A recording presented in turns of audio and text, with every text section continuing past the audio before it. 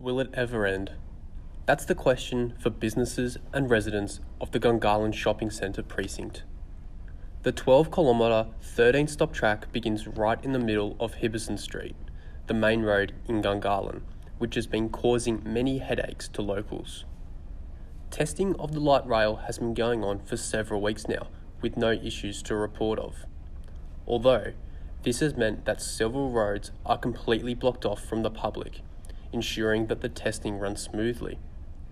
Some members of the public are still struggling to come to terms with the new road rules that they have to abide by.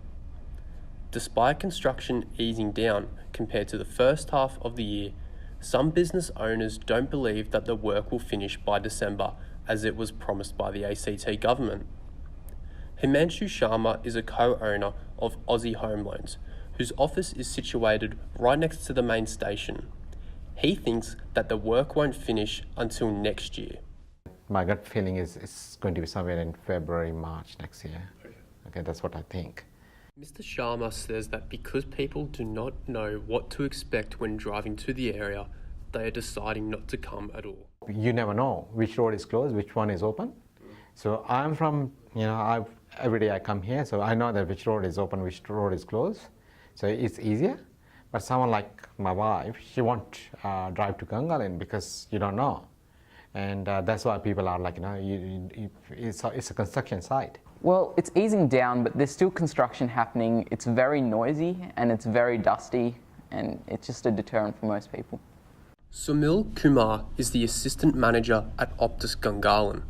He believes that Optus as a company may not be struggling financially, but his job relies on meeting sales targets so he can make commission, which means foot traffic is needed through his store. So this is an Optus run store, so Optus as a whole probably hasn't struggled by this store probably not meeting its targets and foot traffic targets. But as a region, we certainly have struggled, and as a store, we've struggled to meet targets just because we're not getting the foot traffic in and out, so our conversion rates are still what they used to be, but just because we don't have as many people coming into the store, the store itself has struggled, It's very clear that business is at an all-time low for everyone in Gungahlin.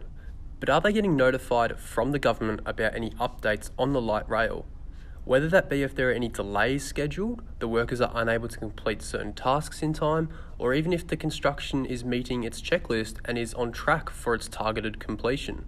Apparently, this is not the case. I've heard a bit from the media, like 9 News, 7 News, the whatnots, a bit of Facebook, social media, and a very small amount from my boss, but he doesn't know much either. It was more through the media that we actually heard when stuff was actually happening. Like, the government didn't actually contact us or have anyone that really talked to us in that way. Despite all the disruptions, confusion, noise and traffic over the past year or so, workers in the area say that the businesses will attract more customers as everything is close by when the riders get on or off the tram. It's just convenient for people just to hop off and grab a coffee rather than looking around for like the better place. It's just there. And will businesses get more noticed once everything has been completed? Yeah, definitely. I don't see any reasons. It's just human nature. Once stage 1 is completed, stage 2 is set to begin construction, that being a track from Woden into Civic. Rob Davison, Now UC News.